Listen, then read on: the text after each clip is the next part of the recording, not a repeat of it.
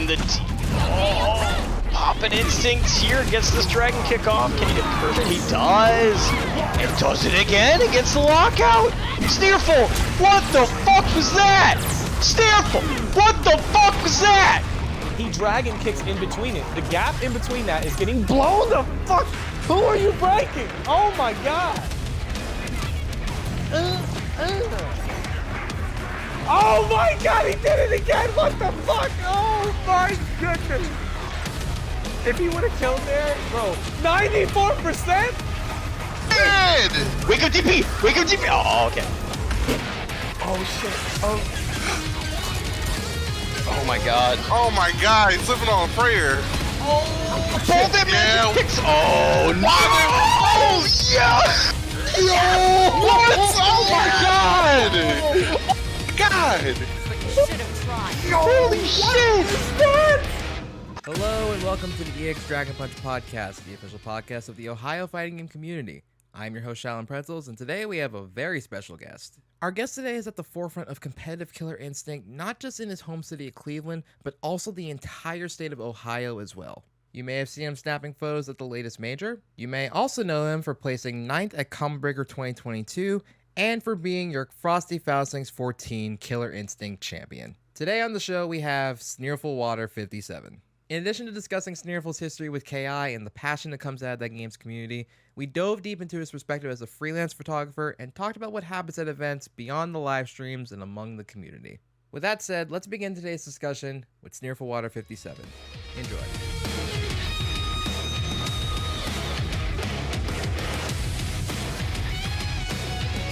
So first of all, thank you for taking the time to just come out here and do this. So why don't you just go ahead and give a little bit of a brief description of who you are and what it is that you do.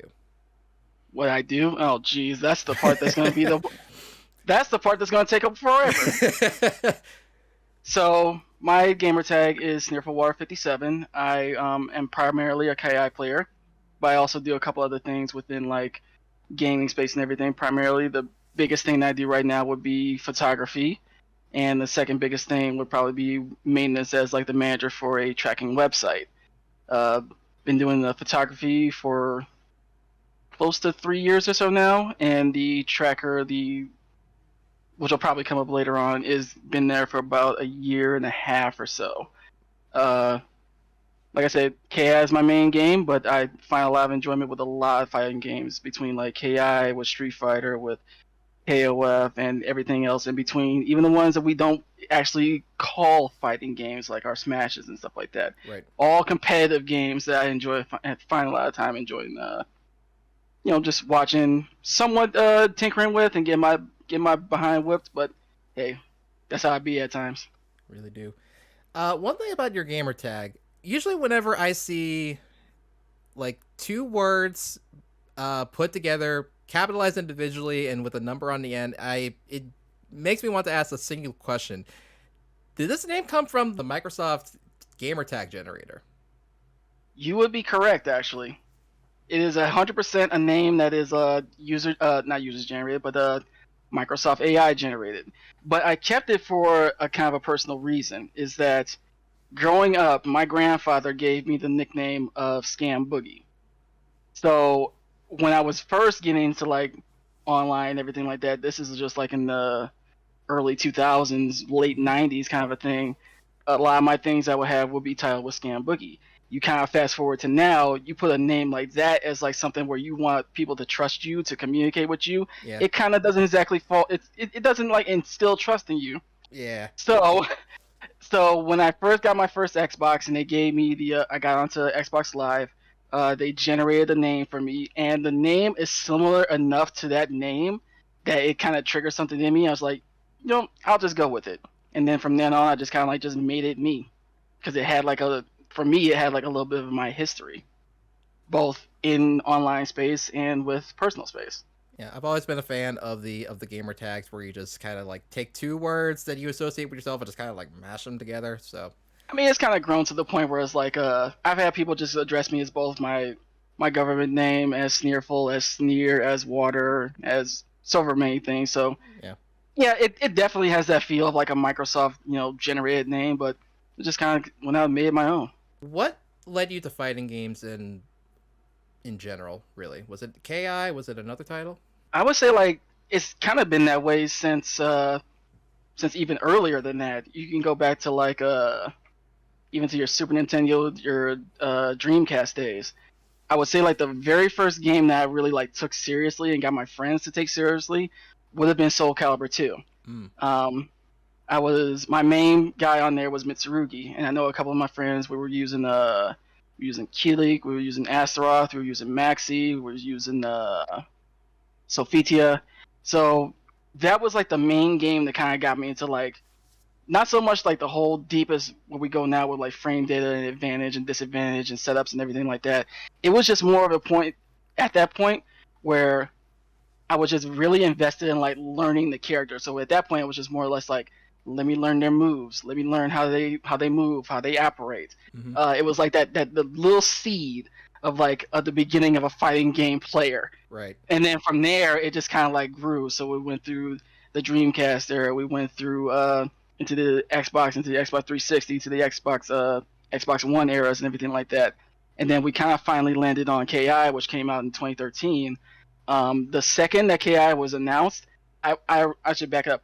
I played KI on the cabinets, way back in the day in the early 90s when they were on the arcade cabinets. Okay. Any place I could find that game. But then once it came out in 2013, that was like the one game that was like, okay, I've kind of taken other games kind of seriously, kind of like gotten a real bit of a flow for them. Mm-hmm. This is the game that I feel like I'm gonna really want to like buckle down and really, really learn.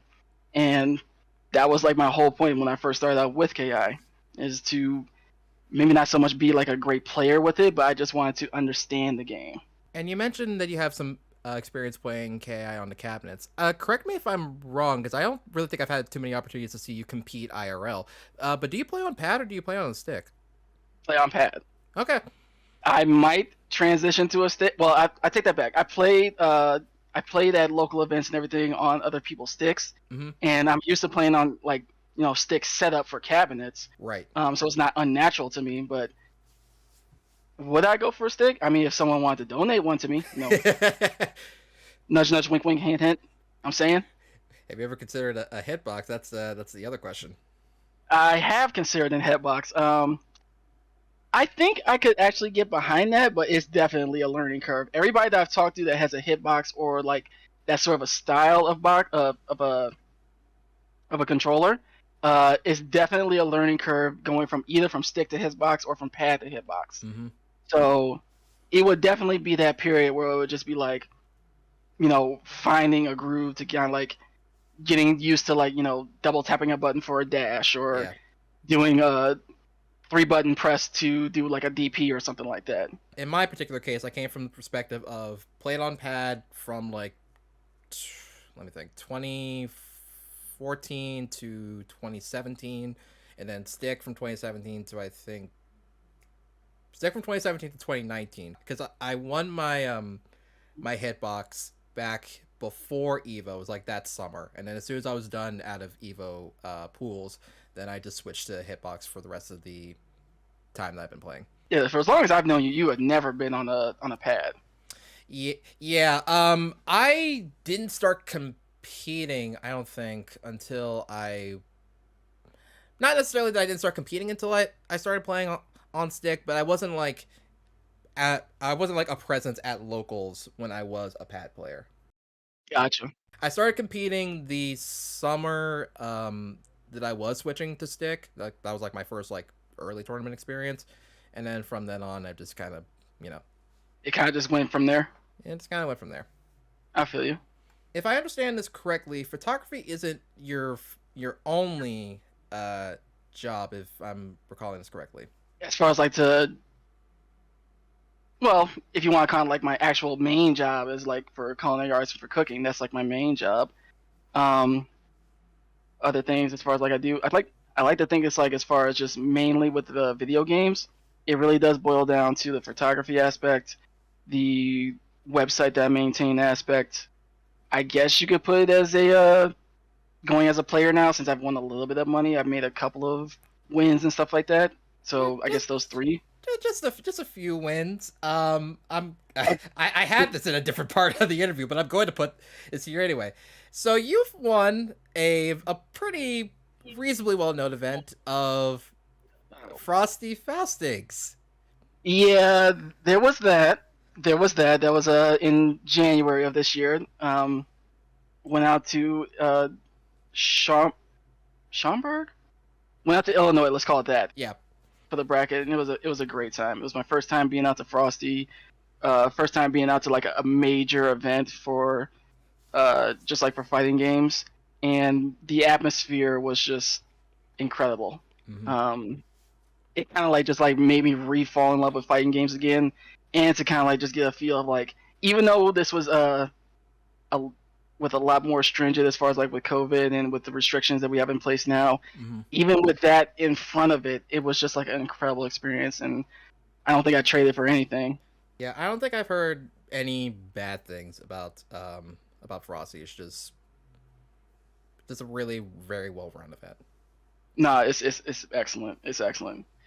But yeah, I'm not the type of guy that likes to laud on my accomplishments and everything like that. I did win Frosties. There was that. I'm just the kind of a guy that's like, I will go out and do what I need to do, but then I'm just kind of like, okay, I'm kind of like on to the next kind of a thing. I guess fortunately and unfortunately, I have friends that are just more or less like, nah, bro. That is not a small thing to do what you did. So if you're not gonna speak up, somebody else is gonna have to speak up for you. I mean, that's the reason why we're here. Listen, I had to scroll every time I had to try and find the tweet with your medal. It was for a time pinned on my Twitter. I've just kind of like gone. The pin just changes as far as like maybe went to a tournament or a photography project that I'm doing or something else that's popping right at that point. It's definitely still there. It's in my bookmarks. It's not going anywhere. I'm still proud of it. I'm just not gonna be the type to bring it up every 5 minutes. Oh my goodness. I mean, you got some space in your Twitter bio. Yeah, I guess I could throw it up there. Frosty Faustings 2022 champion, along with other stuff. Yeah. Yeah, it's just not me. It is on the KI tracker bio though. Well, I mean, I own that. I have to put something there about that. Contextually, it's even more important there. True. Very true. Yeah. Very true. Yeah, but it is there. But that was a really like genuinely hype experience. Like I was in the Outer Haven server and we were in like a Discord call. It was like me, I think Dante was there, and there was like I think there was someone else there. But we were popping off during that grand finals. It was hype. Yeah, it was hype, but then at the same time for me it was just like, I don't think the camera caught it all that much, but it was just like after every match I was just kind of like, take a breath. Inhale, exhale, woosah. And then it got to the point where it was just like what was it, 2-1 for a grand finals reset. Yeah. And it was at that point where I was just kind of like saying to myself, I could actually do this. And lo and behold, there's it's not my pinned tweet anymore, but there is a picture now of that medal that I won from Frosties for that accomplishment. Even though it was like half a year ago at this point now, still GG's all the guys that came out there and that I played, and to a couple of people that I've made like really good friends with because of Frosties and because of that event. And to continue the trend of bragging for this man who will not who will not often brag about his achievements, I'm just gonna flash it on screen for a bit. It's gonna be on screen for the video podcast. You want to see it? Go to the YouTube channel. All right, it's gone. All right. From what I've seen of your portfolio, you specialize a lot in indoor photography. You also do a little bit of portrait photography here and there on request. What eventually led you to doing photography for esports events? I think it was more or less a kind of like a random, but yeah. You put me on the spot with this, and it's like I can't really say for sure if there was like a genuine like goal in mind with this. It was more or less a thing where I had found out about Outer Haven events that were being held at a venue not too far from me in a apartment called One Life to Play. Mm-hmm. And I reached out to them, and I reached out to them initially to just like make sure and confirm about like, what this is going to be, and like the games that are going to be there, what the general feel of the event was. And that was like my first like actual local event. And I just kind of figured that was like, maybe it'd be cool to like go out and take pictures of it. Right. And I did this, and me and the owners and a couple of the managers up there kind of got a little bit of a relationship. I got a little bit of a relationship with the owners of Outer Haven, who are actually different and separate from One Life to Play. Right. And it just kind of like from there kind of grew a little bit. Go out and take pictures of events with One Life to Play or Outer Haven events, and I think I just kind of caught it from there. It was just like a really cool thing where I had always enjoyed photography. I'd always like had like a passion for like just taking pictures with like cameras or my camera phone or something like that. Mm-hmm. And it kind of got to the point there where it was like, this is actually something that I think I want to invest some time into and some money into, and kind of come to where we are now. I've done something like plus 30 something events, a handful of like 3-day events. Mm-hmm. Been traveling just for the purpose of taking pictures for events and stuff like that now. Mm-hmm. It's been one wild ride actually, and I'm still at the point where I'm still learning. I'll go out to an event and maybe be able to connect with a photographer and be able to pick his or her or their brains, or just go out and experiment with like different both different setups and like different ways of capturing events. And each event as I've gone through has been like really, really cool in the sense like I get to try different things or try to find more of my own style with these things. Mm-hmm. And yeah, it's just been really cool to kind of like, it doesn't sound like, it may not sound like the most exciting thing, but for me it does kind of like, it is kind of like cool to both capture events and capture moments that kind of basically live forever. Mm-hmm. But then to also just be able to find new and creative ways of doing that. Yeah, I definitely think that whenever it comes to esports especially, there's a lot of emphasis placed on like what happens like on stream as far as like the storytelling for what happens at these events. But the thing I really think makes esports photographers really shine is that they can go beyond the stream and capture the moments that are happening like across the rest of the venue, in the artist alleys, in the casual areas. And there's a certain power that capturing these moments in photos does that isn't really like fully expressed if you're watching it on, say, like a Twitch stream. No, you're right. You are right.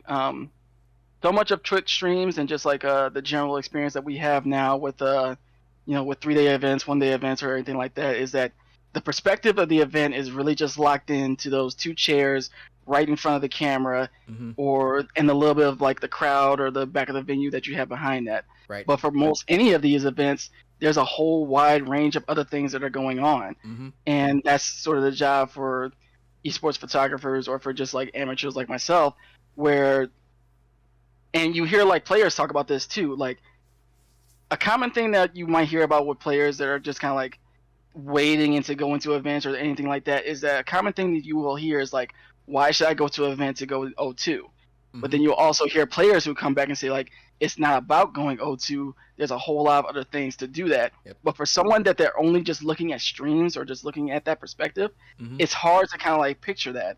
And that's where a lot of photographers, like, that's where we get our juice from. You see like these RSLs, you see these casual events, you see these guys are just like who have not, it's their first time meeting each other, even though they've had like relationships online for months, weeks, for years even, Mm-hmm. or just any number of things, and just like it's basically in a lot of ways like a family reunion. Yep. And that part kind of gets lost when you're only looking at just like a stream.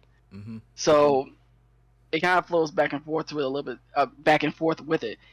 Yes, us as photographers, we present like a a much wider view of an event, but it's also for the sake of those people who are just like, why would I go to an event? Why would I spend my money for an event when you're only to their credit, or to their point, they're only really looking at one piece of it, but not the whole picture of it. Right. When most people get introduced into the competitive side of fighting games, they're shown just whatever it is that they see like on screen for the tournaments. They're seeing the fighting games, but they aren't seeing the community behind it. Yes, and that there's a reason that is FGC. There is a big community aspect to every game that is within that community. But streams are a beautiful thing, but they can't do everything for us. The medium has its place, but where it has its gaps, that's where we have mediums like photography. Exactly. Or, when we have gaps in, like, places to eat and everything like that, you get like your ragtag McDonald's and everything like that, but then you're out of the tournament. It's just like, the last place I want to be is at McDonald's. Let's find somewhere else to go up and go chill. Yep. And that's where you get like all your friends together, all the friends that you know, and like a couple of people that you don't. You all head to just some place that might be cool. Might be a ramen shop, might be a barbecue joint, might be Korean barbecue, might be Mongolian, any of those things. And you just go out, you just go chill. Yep. That's what I tell people whenever they go to locals. Like, don't just like go there, focus on like just doing your thing and heading out. Stick around, play casuals, see people want to get food afterwards because they've probably been there for hours and haven't eaten dinner yet. So yeah, I've been there. I have definitely been there. It's a unique experience to be like at an event and walk the whole venue like 2 or 3 times, but you're not even a player. Right. And then at the same time, it's like, man, I could go ahead and go get something to eat, but then I'm gonna miss this shot. Yep. Just want to capture all of the moments. Well, the moments that matter to you. It's already hard, like as a player. Like if you want to like catch, or like if you want to catch like so many different games that are like being run, and you want to see them being like projected on like this screen over here, but there's also this other game you want to check out that's like way on the other side of the venue. That's already hard enough as a player, but as a photographer, there's an extra component that you're missing. Yeah, and it's here's the thing. Like, one of the most recent events that I went to was Combo Breaker, and if you're not familiar, Combo Breaker gets its namesake from Killer Instinct. It's one of the core components of the game system. Mm-hmm. So when I made the decision that I was going to go out to Combo Breaker, I did it with like 2 goals. I wanted to go out there as a player, and did okay as a player. But then the other goal. Quick question: How did you do as a player at Combo Breaker? See, even if I was to lie or try to like gloss over it, you have the ability with post editing to just go ahead and just like mute me or just put something on the screen that says whatever actually happened. See what had happened was. See, the way my bank account is set up is, I went to Combo Breaker as a player, and I did place 9th for the event. Yes. I talked about this with Vitality on the last episode. We are very proud of how all of our Ohio players did at Combo Breaker, because y'all were killing it. Thank you. I just cannot bring myself to like, hey, 9th place Combo Breaker. Once again, I just can't do it. Once again, it's on KI Tracker. It is.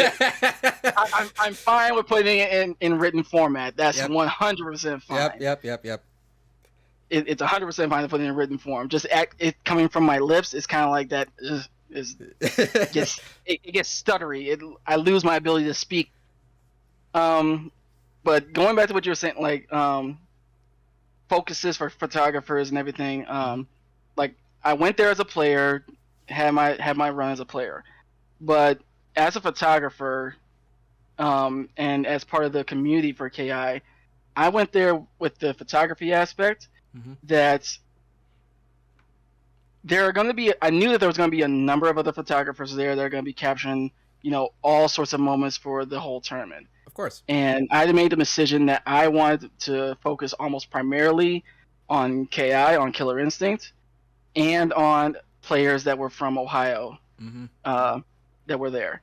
So my album that I have for Combo Breaker is pretty much 3 days worth of focusing almost exclusively on our players, because in a photography aspect, KI is a game that is coming close to like 10 years old now, but as far as like for media, as far as like photography, that's something that has been lacking for our community for a while. So I just wanted to kind of like do my part to kind of like bolster that up a little bit. Right, you're just filling the niche. Yeah, pretty much what I was going with that. And then I think I did a pretty good job of it, decently. Whenever you get the chance, I'll link this in the description of the YouTube video. But just take a moment to just kind of like browse through Sneerful's gallery. As mentioned, has a ton of photos from this previous combo breaker. There's also a lot of stuff from some of the events that have happened over the Ohio FGC and the Ohio Smash scene's respective histories. So it's definitely worth checking out, especially if you've attended any of these events, because there's a chance you'll find some really nice photos here. As of right now, the current profile picture that I have virtually everywhere, Discord, Twitter, YouTube, wherever, is a photo that this man took at Reflex 20 at Outer Haven, not Outer Haven, at One Life to Play's previous venue over in Westlake. Okay, here's the thing. You're going to put me on blast. You said Reflex 20. What year was Reflex 20? It was the good old year of 2019. And And it's 2022 now. Yep. I've been telling you for like 2 years that we need to get you on something. I've been telling you for almost 2 years now. All right, you want to know what the barrier is to us doing that? You know what? I got a feeling it might have to be related with gas prices. You know what? There are mountains. There are mountains between like where I'm at and where you are at right now. Literal mountains. Okay, fair. I also know you've been around this area kind of infrequently. Ever so often I slide in. Like I think the last time I was the last time I was in Akron was for Akron's homecoming in last year. I was there for their homecoming last year, and I just went to one of their events on a whim, just because I had free time. I thought some of the other alum were gonna go out and get food. We ended up not doing that, so I'm like, okay, well I have time, and they're meeting up today for casuals, so I'm gonna swing through and say hello real quick. So that was completely unplanned. I wasn't planning to stop for FGC stuff up there because I wasn't even staying in Ohio overnight for that event. I was driving back and forth between my previous hometown, which is on like the border of PA and Ohio, and just going back there whenever I need to go there for like marching band stuff. But yeah. we still need to get you a fresh one, Pretzels. We do. I'm waiting for like a really good like moment where there's like a reasonably big event happening in Cleveland over the weekend, so that way I can just like, as soon as I'm done with work, and like maybe even leave early from work on Friday, just head down for like the weekend, just show for the event, and then turn around and go back later. Maybe even take that Monday off if I need extra time. We'll see.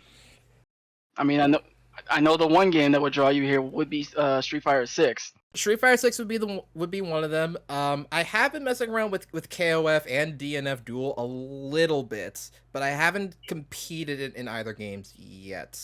It's a matter of time. We talked pre-interview about like the difficulties of getting PC parts these past couple of years, and since I play primarily on PC, I've had to go through some things lately. But eventually I'll swing my way back through the good old city of Cleveland, because I definitely got a lot of people I need to see. Yeah. Then at that point, make your rounds, check up on the homies and everything like that. But we got it's a good picture. I'm looking at it on the sidebar of Discord here right now. Yep. It's a good picture. Yep. But it's run its course. It has run its course. I still look the same, but we need a new photo. Yes, sir. And I have your rates, so we're good. But other than majors, I know we don't have like a huge presence for KI in Ohio. But have you like attended any like smaller scale events tournament wise for KI?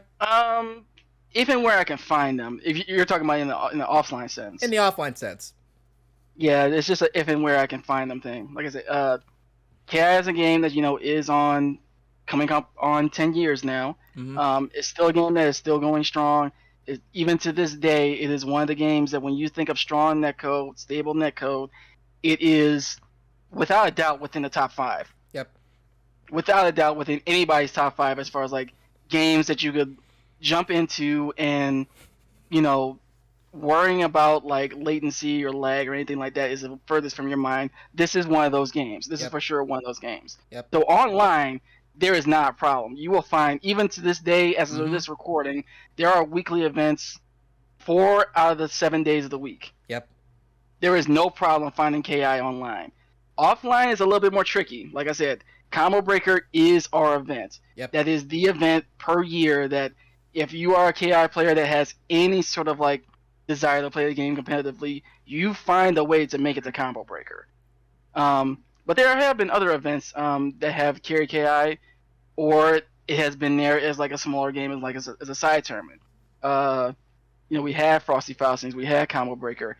It was there at Texas Showdown as a mainline game. Yep. It's was at CEO as a side game. It may be going to I haven't got confirmation yet. It may be going to East Coast Throwdown as a side game, and Okay. I know it's going to be a side game at Evo.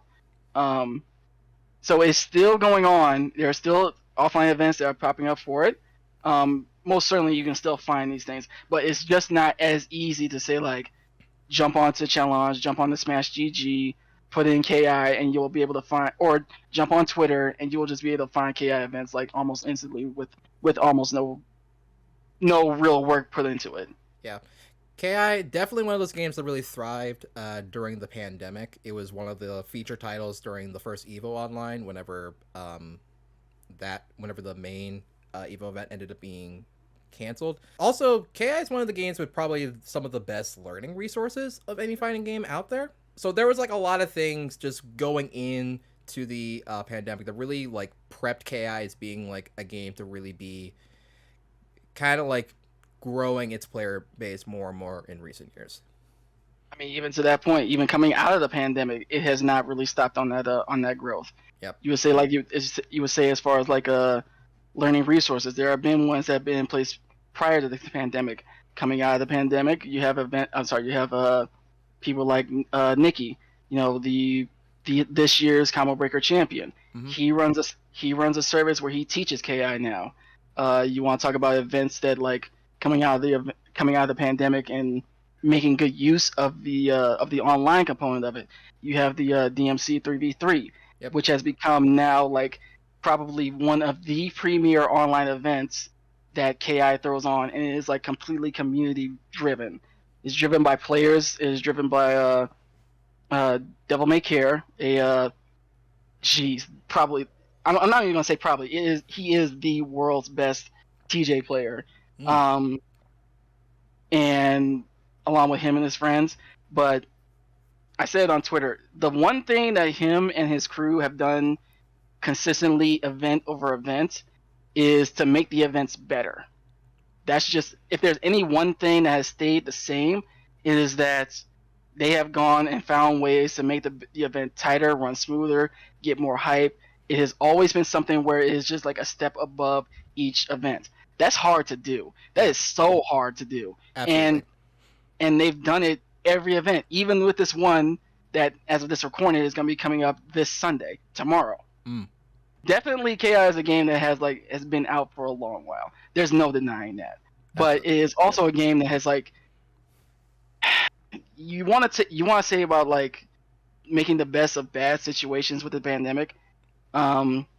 It's a game and it's a community that just like we tried our best and we've done pretty well to come out of that pandemic and be a lot stronger for it.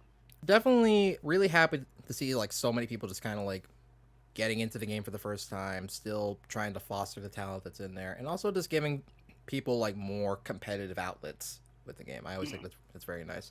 As we've mentioned briefly on and off over the course of this entire interview, we've done a few projects relating to the Killer Instinct World Cup this previous year. Let's just go ahead and talk about that project real quick, because you decided to do an interesting thing with the previous year's Killer Instinct World Cup and start doing a kind of like a data tracking system to kind of like log the progression of the tour over time. So where did the inspiration for that project come from? Yeah, you're right. It was a thing that once we were getting started with the tour, back in early, well, we got the announcement of it in, I want to say November of the prior year, and then leading into January into February, we had our like a list of events of things that were going on, had like a game plan for that quarter. But for me, I just wanted to be able to say like, I think it would be kind of cool to have a lot of the stuff that is going on with the tour, with those events, all concentrated into one area. Okay. So I started work on an Excel document that tracked the tournaments themselves, players' wins and losses, the results, who made like top 16, top 8, who was winning, who was leading as far as like the points tallies and everything as the season progressed. And it was just something that I kind of worked on throughout the course of the year for the for the tour. So this was one of the more interesting projects as far as like things that I've seen members of Ohio's community do, because we've seen in the past that we've had systems like the Ohio Tech and Power rankings, where we've tried to and like rank and kind of like assess the strength of Ohio's like greater tech scene. That was a project that lasted for like a little bit and has kind of like fizzled out ever since. And we've also seen this with at least with Street Fighter V with Dragon Punch Online, when we were doing a whole bunch of data tracking for our champions, how many entrants that we've averaged or have been getting, the character presences that we're seeing, and stuff like that. So it was interesting to me to see that you were tracking the KI World Cup, because part of what you were doing with the KI data tracker was what I was hoping to at some point do for Dragon Punch Online, and just have like a system to kind of like openly track and assess the talent of some of these players. So eventually, when I came across your project, you had already worked on it for a number of weeks at the time, and the amount of data there was staggering. As mentioned, he did this all in Excel sheets, and it was so many tables. It was I guess possibly. I'm trying to think of where the because I had the spreadsheet on my computer at one point, and I think we still link to it on the website. I think it's still there. It might. I think it's still. I think that's the link still works. Yep, the link still works. Yeah. Oh God. But Nah, you don't want the preview pages. I can tell you that right now, because one of them, it's one of those pages. It's just like lines of rows and rows of numbers and letters and basically garbage. Numbers, letters, names, like the whole 9 yards. It's all the back end stuff that you can't hide from, like this whole the way Pretzels is looking at. I'm not sure if he's gonna throw it on there. It's like a whole thing where like it lays out previews of like each page of a document, and you can't really hide stuff from it. So it has all of my back end information that just shows up as just like a bunch of like, it's like it's like trying to read the Matrix. It honestly is. It is literally like them looking at that screen with like letters flowing down, and being able to actually make sense of a situation. Yep.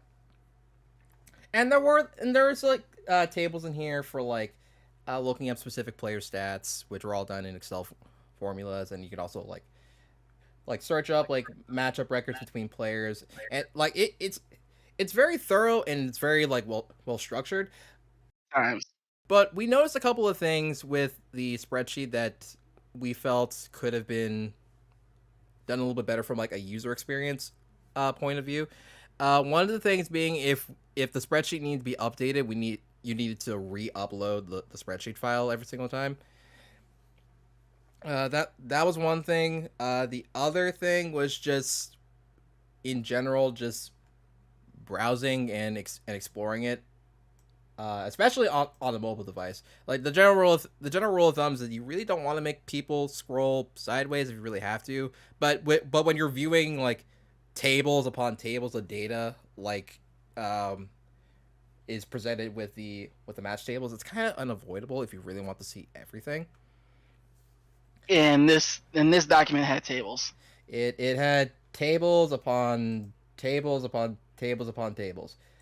Could have nicknamed it Dudley, then it'd be 100% fine.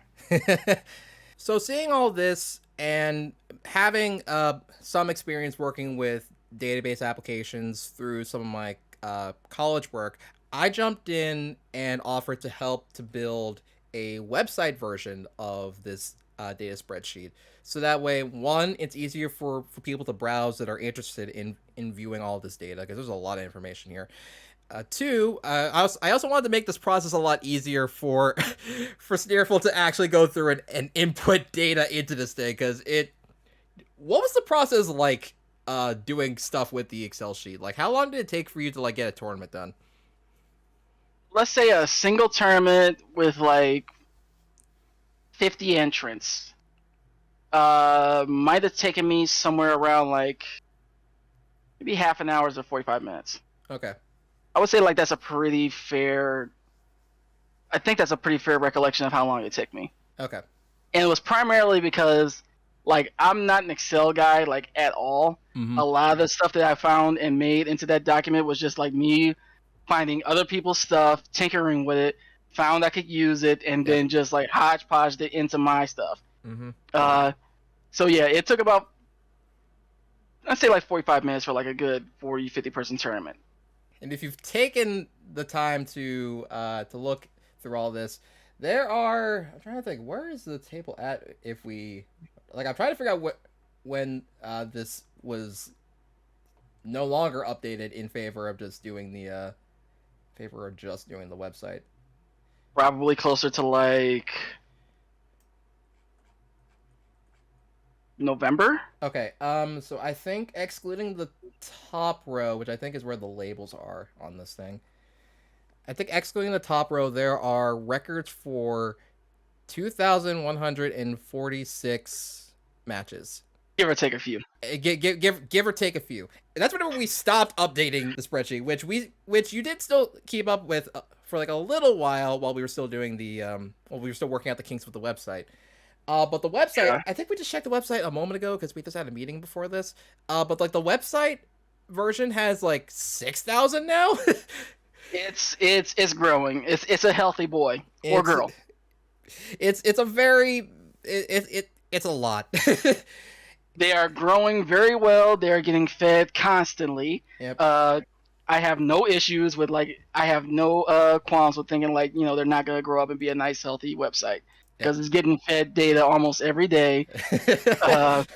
It's open on my little side monitor over here, yep. Kind of beckoning me after this podcast. Yeah. So, yeah, it's an ongoing thing. And I gotta put this out there. Very much appreciation to you for just you made my life a whole lot easier with this. We've gone back and forth about just things as far as updates and improvements, things we'd like to see, things that are just beyond us at this point. Yep. And it's kind of even grown to the point now where it's just even where you want to make a comparison, 45 minutes to put in a 50-person tournament back a year and a half ago when I was just doing the Excel sheet, I would probably say that would take me closer to 15 minutes, if that. Progress. If that. So you cut my workload by 2/3. And you were talking about updating both at the same time. Once I got a feel for it, even with the earlier versions of the site that we were running with, I was looking at the Excel site and I was like, why? this is so much better. Why? Better, not better. That was Better, the goal. not better. I, as a programmer, I have done my job. And that was even like when we were still like adding entries like one match at a time, because that was before we even like, because it wasn't until recently that I was able to add in features so that we can add in multiple matches at a time. Mm-hmm. And when we did, it ended up breaking a few things a couple times, but we worked it out. They don't need to know about the bugs. Yeah, they don't need to know about the bugs, but that's why we patch those out. But even with like the single match entry, it was like still like running through it a lot quicker. Yeah, but it's an ongoing thing. But all I'm really hoping for is that we can find it can evolve into like a resource that the KI community can use for in a couple of different ways. Right. We can use it as like a way of assessing players' strengths and weaknesses. We can look at it as a way of like adding a little flavor to commentators who want to talk about like past histories with players or maybe histories between players. Right. There's other things. I'm not gonna put them out there because I don't want to make promises and everything like that we're not. Just discussions that me and Pretzels have had. Yep. Things that we promises that he has to put in and that I have to code. So there's definitely plans, but I just wanted to be able to come into a resource that can find issues for the KI community. Yep. And it seems like it's going pretty far. Yep. Going pretty far in that direction, going pretty well in that direction. Yep, it's very much a passion project for the both of us, and one that we very actively keep an eye on. So we're hoping to do a lot more with KI Tracker in the future, because one of the big things that we've been trying to work through right now, and what we talked about in a meeting that we had before we started filming the podcast today, was how we were going to transition to events outside of the KI World Cup, which has been an ongoing process for a couple months now. Mm-hmm. And it's even right now, there are close to 250 events that I have on my list that I need to go through. Yep. Which could, total into thousands more matches. Yeah. So it's gonna take a while. It'll take a bit. The way how the website is right now, you can search up individual players. You can search up their matchups with other players specifically as well if you want your records on that. We also are able to track win-loss records for individual players across matches, across sets, tracking how many tournaments that they won, how many top 8 placements that they've gotten. And we've even made it even more like an actual like profile now, because not only do we have like all like the match day and stuff, but we're also like giving players the options to like add bios and links to their social medias. Like I'm looking at Sneerful's right now, and I'll probably flash it up on screen again. More video exclusives. It's just kind of like an example of how we formatted all of this, and it's turning into almost kind of like a social media profile for KI players in a sense. It's like a mix between like data science app and social elements to it. And for all the players that are featured in here, while we don't have like a user login system for the website, because that's a big can of worms when you're like storing user data. If you want to update any information on your page on KI Tracker, if you are featured on the website and you want to like have like a custom bio when you want to link to your Twitch channel, your YouTube channel, your Twitter profile, etc., we have forums on the website. If you go to either the homepage and scroll down to the footer, or scroll down to the footer on any of the pages, there are links to a couple of forums where you can update that information. So if there's anything that you want presented on your profile on KI Tracker, just go to that forum and we'll get it up there for you. Nearly anything. There's gonna be like one or two exceptions and everything like that, but for me, this is that particular profile page is more about you being the player. So whatever you feel like to express yourself better in there, I'm all for it. I think we were just talking about examples of things. We were talking about a particular player that I was talking to yesterday, where they wanted me to update their name and have their name correct, but for them, this is just them. They just thought it was funny. Like the standard way that page shows up is that if you don't have anything in there as far as like profile information and so on and so forth, it has a box for like showing the character portraits. Mhm. But if you don't have anything selected, it's just a big question mark. Right. He prefers to have it with that big question mark. And you know what? I can't really fault him for that. Right. I mean, I kind of get his logic. It is kind of funny. Yep. It is a little bit funny. It is a little funny to like look up this guy that might have, whooped your butt in this game, and then just be like, all you see is just this big question mark, and it's just like, Ooh. I got beat by like a DC character or something. What's going on here? So yeah, almost anything that you guys want to put on there to like make it your own, I'm all for it. Yep. So as far as Ohio's Killer Instinct talent goes, you stand out amongst a lot of them for as far as I'm like really aware, at least on like the surface level, as we've talked about over the course of this podcast. Are there any other like notable Ohio KI players or community figures that you think deserve a spotlight being shown on them that we may not know about? That live in Ohio? Yeah. I would say for sure, it would be a player named Soldier God, a Omen player, so lends true to your heart. Yeah. Fellow Omen player. Fellow Omen player. So yeah, he's a guy that I've known for a while now. Very strong Omen player. Went out to Common Breaker this year. I believe he got top 24 as well. So yeah, and he's been playing it for a while. He's actually been out to a couple other offline events too. Has really done his work with Omen. He's been grinding with the character since day one. I didn't learn until Combo Breaker that he actually has his emblem as a tattoo on him. Really? The little if you go to the character select screen, each character has like a little emblem that shows up. It's kind of like their emblem, and he has it as one of his tattoos. That shows you how much dedication the man has. I definitely want to shout him out. I want to shout out to Juno, a kind of up and coming Hisako player. Ooh. I'm not. Well, how do you feel about the character choice? Well, let's put it this way. In recent conversations, she has made me get to the point where I do not want to discuss the Hisako matchup at all. So, no matter who she's playing against, no matter who is on the screen opposite of her, and almost rarely about the character in general. But that aside, Juno is still a player that has continued to impress me, event over event that they've entered, and just their growth has been phenomenal. I'm really impressed, and I'm really, really excited to see where they go from there with them.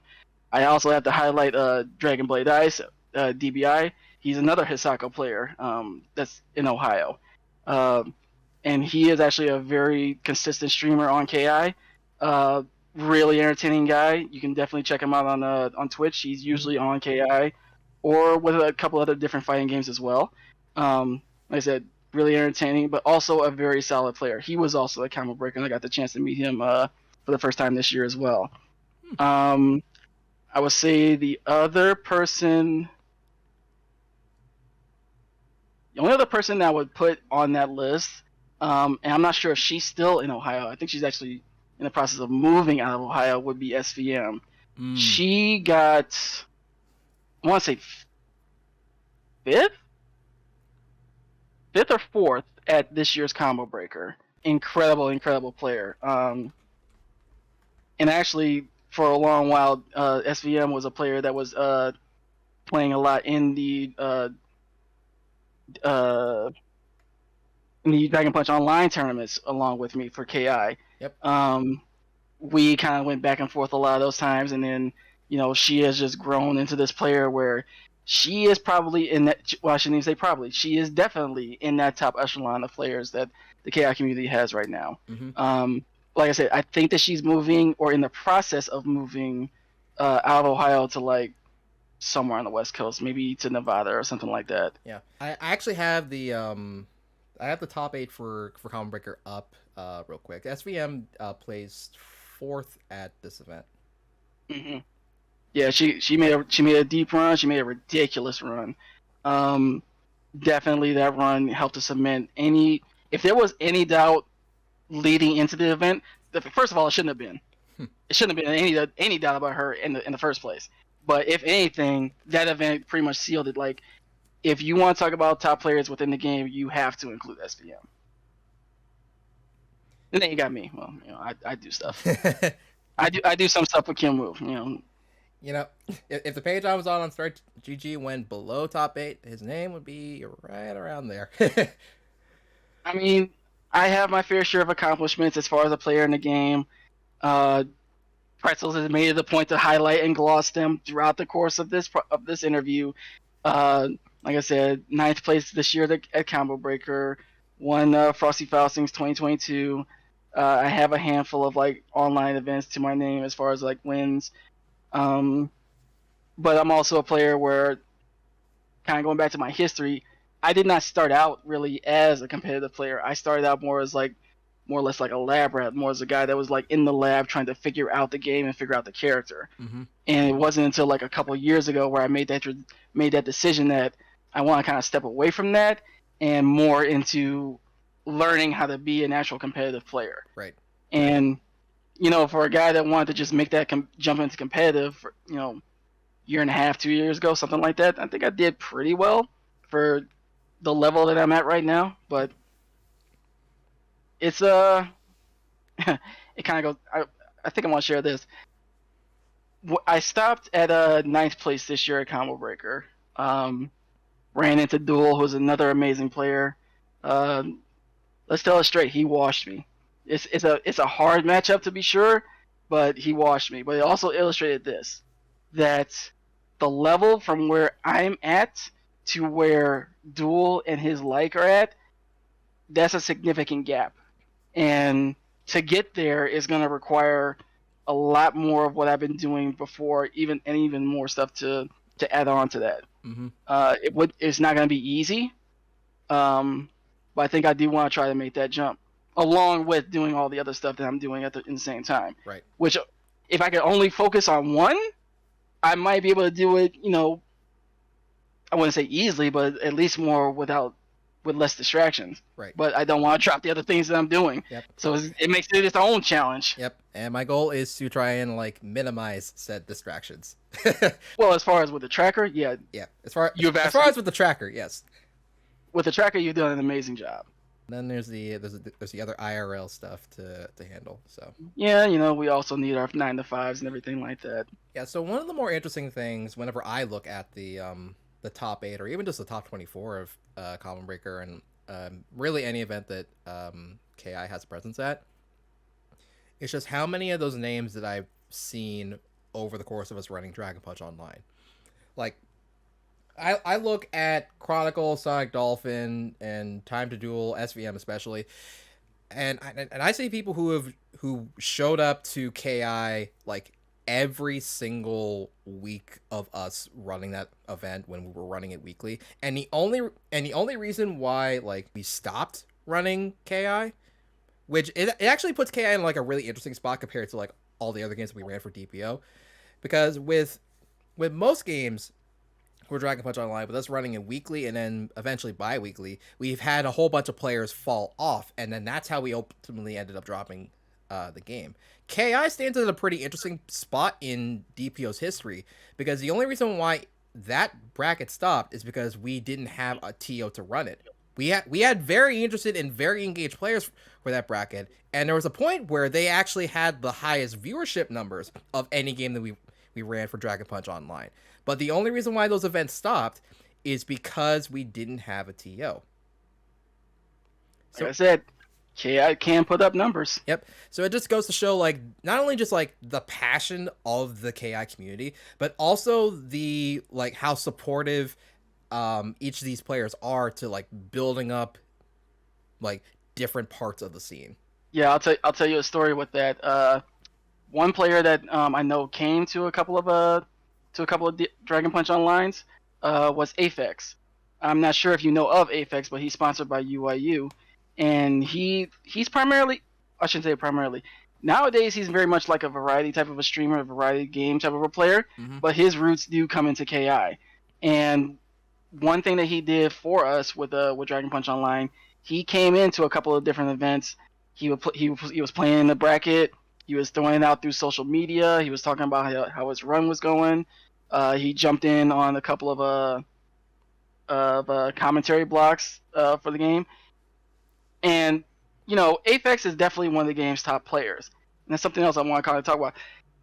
There are a number of top players that are within KI's structure, but I think at this point a lot of us are just more interested in just growing the game and growing our players versus any sort of stylizing or showboating as oh, I'm just a top player, be humble around me, worship me, and all this type of nonsense. Right. I think a lot of the players now at this point where we've gotten to the point that the growth of the game and the continuing to see the game grow is the main thing, or one of the main things that drives us right now. And then you got a guy like I said with Apex, pretty much out of the blue, just kind of showed up for one and helped to promote the game a little bit more. They didn't have to do that, but it just came from a place where I think for Apex it was just for love of the game. Yep. He like a lot of other players just wanted to see another avenue for KI players get a little bit more shine and to show some more growth for it. Yep. Just one other thing to really help with running KI DPO is that KI was also probably the game with the best netcode of all the games that we ran at that event. So we were also able to really open up the gates as far as who we could have enter the event. And I think that really kind of helped to not only just keep the event running, but also introduce some of the up and coming players that were in our state to some of this higher level talent. Yeah, that's it. That is true. I think aside from Plus R was on there for a while, wasn't it? Plus R was in DPO for a while, and then that was eventually replaced by Strive when Strive came out. Okay. And Strive had a very short run of DPO as well. So yeah, kind of listening to what you were saying, I think probably it was the only game that if it was open, generally it's kind of the rule of DPO was kind of keep it within Ohio. Right. This was I think the only game that was open to everywhere. This included worldwide. Yep. So there were definitely players who stem from Netherlands, UK. I want to say those two primarily. I can name the two players I'm thinking of that were coming from there that played in DPO brackets. And the connections were good. And not an issue at all. If there was any issue, it'd probably just been how much with the skill disparity between them, because those were some good players that jumped in there. Luna and Bane Momius I'm talking about. Yeah. So obviously you spent a lot of time in the KI community and really just trying to grow and try and develop as a player within that particular space. But have you spent much time exploring some of the other titles that have been released over the past couple of years? Just to dabble, really. Like I said, most of the games that I'm playing right now are going to be within the Xbox sphere, because I own an Xbox. I have a PC, but it's not set up or primed or anything like that for PC gaming. Right. So I've kind of missed out on Strive. I'm missing out on DNF Duel right now. I'm missing out on your PlayStation exclusive games like your Street Fighter and stuff like that. The most time that I get to touch those games would be when I go to locals and I put the camera down and I pick up a controller for a little while. Right. And I get a little bit roasted on 5 or something like that, or I'll try some tactics from KI and Strive and then get cooked for a little bit. It's all good fun and everything though. Yeah. But have I dedicated as much time as I put into KI to another game? Nah, not from the most recent games. No. I would say of the games that are out right now or coming out, I would say 6 has my attention for that. DNF Duel has my attention for that. If I could get to, playing it on the PC of some sort. The League of Legends fighter that's, the legend itself, the thing that we've only seen a couple snippets of gameplay and everything like that. Yep. That has my attention too. Maybe we'll see something at EVO. I would say those 3. Specifically in the case of Street Fighter 6, we know that it's being released on virtually everything. So Capcom's exclusive agreement that they had with Sony for Street Fighter 5 isn't really going to be in play with Street Fighter 6, so it's releasing on, I think virtually everything is. I think it's coming out on like past.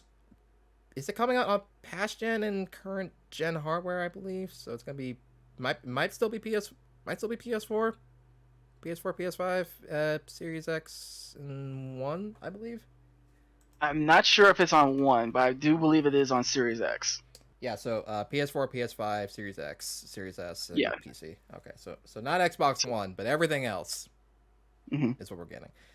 And I have my own particular opinions on the fact that one, we've been on the PS4 since the start of this console generation with the launch of Street Fighter 5 and various other fighting games. So we really haven't had too much fighting game presence in like the Xbox sphere. It's mostly just been KI. We've had a couple of like smaller titles here and there released on like the Xbox One. Like I think Sam Show got like a post launch release on the Xbox One. I believe so. But other than that, there really hasn't been much of a fighting game presence as far as Xbox goes, not since like the Street Fighter 4 days, to be perfectly honest. So a part of me is really interested in seeing where the community goes moving into the future as far as fighting game hardware goes, because it's been an ongoing debate for the past year. It's like, when are we going to make the eventual switch to PS5? When are we going to change out monitors and stuff like that? And we're still firmly locked on 60 hertz monitors, PS4 for the most part, and with most games being developed in Unreal, and Unreal not performing the most optimally on the PS5. It's been a process, but Street Fighter 6 is being developed in the RE engine, so there's hope. I mean, it's definitely something where it's like, it'll be an interesting thing to see, because like I said, I'm primarily an Xbox guy, so this is kind of like me on the outside looking in for, like you said, the majority of Street Fighter V's life and of that generation, it's for better or for worse, it's just been PlayStation. Would a change be better? Would a change be feasible? Would a change lead to just a better environment for because we're pretty much just talking about like just offline experience at local or major levels and everything like that. Yeah, because at the offline level, then we have to have stuff standardized. Like nowadays, if you were to run an online tournament for Street Fighter 5, people can play on their PS4 or they can play on their PC with whatever monitor and stuff that they want to, because as long as the games can connect to each other just fine, then we can do the tournament that way. Offline, it's different because you have to have standardized consoles for everyone's controllers, standardized monitors so everyone gets the same play experience, and then you get into some conflicts there. So like I've been kind of like looking and reading about it. I don't know. I'd kind of like to see it where maybe make that transition, because like I said, this is just me on the outside looking in. Right. PlayStation has not been good to you guys. Does not seem like it's been a great experience. It doesn't seem like a healthy relationship. Let's put it that way. Yeah, that tells me everything right there. So maybe to go with a different console, could be better. But then at the same time, this is the FGC. We ain't made of money. We're not made of money. So if we switch to a different console, arcade sticks are going to need to be modded or made. TOs across the country are going to have to start buying new consoles. And well, here's the thing. I thought the TOs were just going to have to dip into that secret fund that they keep for all themselves and something like that. The secret Illuminati money. that Illuminati money that is just like hoarded up somewhere. It's just like a big old slush fund from all the TOs that keeps them afloat and everything like that. Yeah. They're upset that they have to dip into that. Yeah, I'm joking. I love my TOs. I love my TOs, but like us, they are not making a ton of money on events. We are still out here in the struggle in the FGC. Some of them are running in the red on these events. Yeah. I always like to bring this up whenever the topic of FGC doesn't have money comes into play. But really, if you look at like the open bracket tournament format, just in terms of like how we really fund that format in general, there's not any room to make a lot of money as a player or even as a TO in like most cases whenever it comes to the monetization structure of open brackets. Because the thing is, as a player, the amount that you win for getting first is scaled proportionally to how many people you get in that bracket. And so the thing is, like, everyone is paying their bracket fee. That money gets pooled together, and then whatever percent of it gets paid out to first, and then second, and then third. Usually in, like, kind of skewed amounts, depending on, like, how many people have entered. So if you want, so it brings you into a difficult spot, because then it's like, okay, if we want to pay more to the players, then we either have to get more players or increase the bracket fee, which will in turn most likely reduce the amount of players that we have in the bracket. There is that argument, and it's a very logical argument. But then also the argument has been made, this isn't new information at all. We've been stuck on, like, you know, $5 and $10 brackets for years. Mm-hmm. For some of our, like, even some of our biggest local events, we've been stuck on like $10 for years. Yep. You know, gas has gone up by $3 within the last year. We can make a change. I think we can stand to make a change to, you know, structure and everything. That's just me. And would I like, you know, raise a ruckus about having to pay more for going to an event? No, not really. Because, like I said, as a photographer, not even as a player, I'm going to events at pretty much the same rate that you as players are going to events. And those major events, they have definitely gone up. Yep. Some of these events, even at their early registration stage, have gotten to about, like, you know, hundreds of dollars. Mm-hmm. At the early registration side, this is when it's usually at its cheapest. Yep. So, and that number only goes up the closer you get to an event's date. I'm fine with this at this point, with like paying that sort of money at a major level. Even at a local level, yeah. If I have confidence that the TO is going to make it a better experience and use that money to like better fund pots, better do things for like streams or anything like that, in turn, you know, get a little kickback for the staff and the volunteers that are helping them with their events, I would do that in a heartbeat. Just so long as I trust the TOs. Yep. Now, let's say like out of the Ohio TOs, I cannot name one that I don't trust. Out of the ones I've met and everything like that, yeah, there's not one of you guys that I don't trust. Eventually, I think we do have to kind of like move up and then probably kind of raise things, just kind of keep things sustainable. Because I remember talking to Genesis DC, and he told me that not too long ago. I guess like depending on your view on like how long ago, I think like 4 to 6 years ago is, there was a time where Common Breaker had no spectating fee. That might have been like its early days when it just became Combo Breaker, or before it was like back in his Ultimate Fighting Game tournament days. Yeah, I forget exactly when he said it. It was around the time that I was like getting into Street Fighter. I think he said like 2016. The date he said was either 2016 or 2018. I'd have to check out the podcast episode for that, because Genesis DC did talk about that in my episode with him. I'll have to double check. I'm not sure what year it was that they transitioned from Ultimate Fighting Game tournament to Combo Breaker. Yeah. It was definitely somewhere in the mid 2010s, because the old TO for it, Adam Hart, was the lead combat designer for Killer Instinct. And you know, Keats, his tag is Keats. Keats can do a lot of things, but I don't think he can juggle like, you know, running a major event / making a fighting game. Yeah. So he had to give up one. So I guess he went with the one that paid him more. I can't blame him for that. Yeah, I cannot blame him for that. Yeah.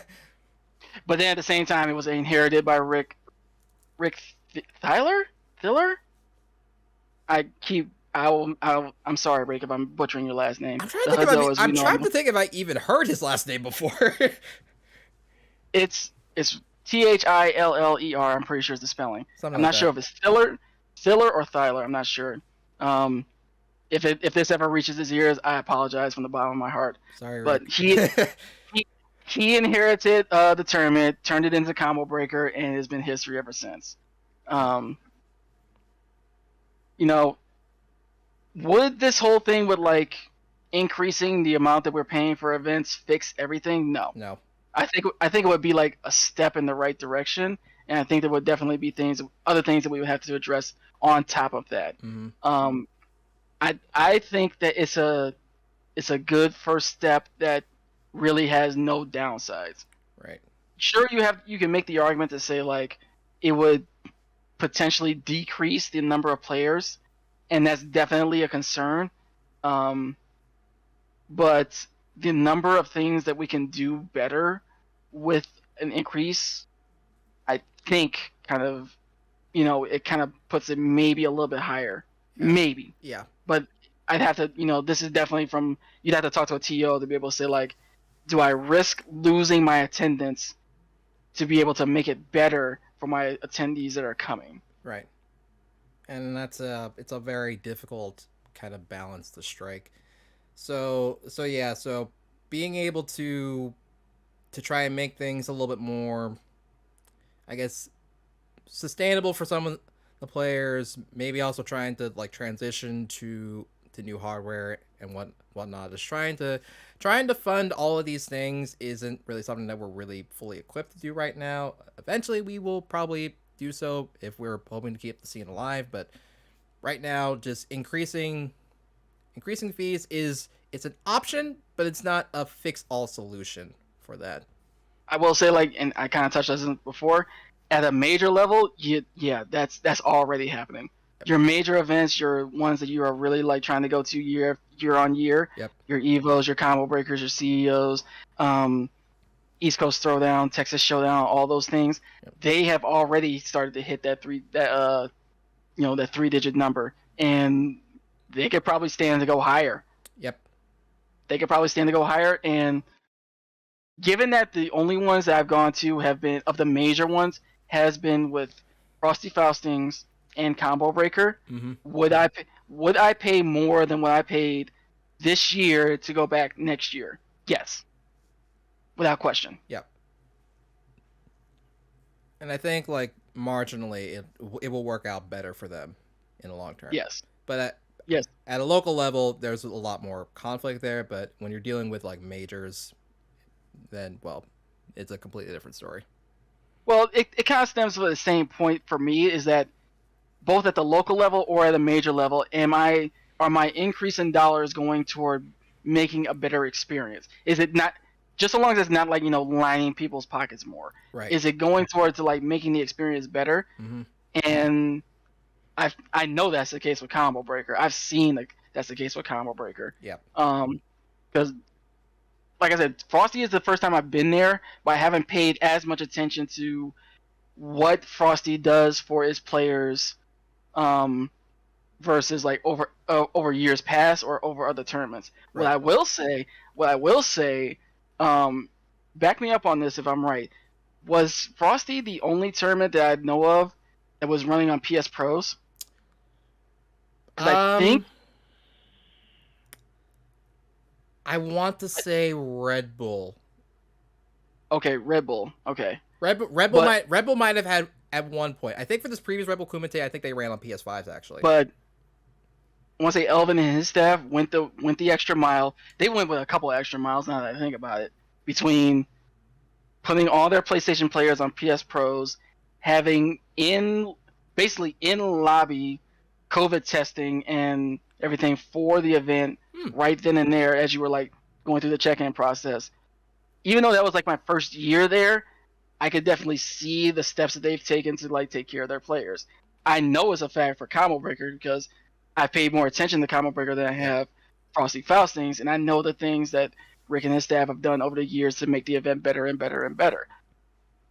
So between even with the local levels or with the major ones, just so long for me is that if I have the confidence and the knowledge and the faith that my extra dollars are going toward making it better for myself and for the the guy and the girls and in between there on my left and on my right to make it better for them, I'm fine with paying an increase in money for this. Yeah. Yeah, I definitely would like to see more majors do like more like COVID testing on events. That like I actually wasn't aware the Frosties did that. Oh yeah, oh yeah. It was a whole thing where they had like a whole. I'm not sure if it was from the city or if it was a private company, but they had it to where you know, the common restriction now for events is that you come in with either full notarization that you've been fully vaccinated or a negative test somewhere between like 24 to 72 hours. Mm-hmm. And they had the testing on site there to do rapid testing to make sure that COVID was tried to keep that concern as minimally as possible. They certainly did not have to do that. Right.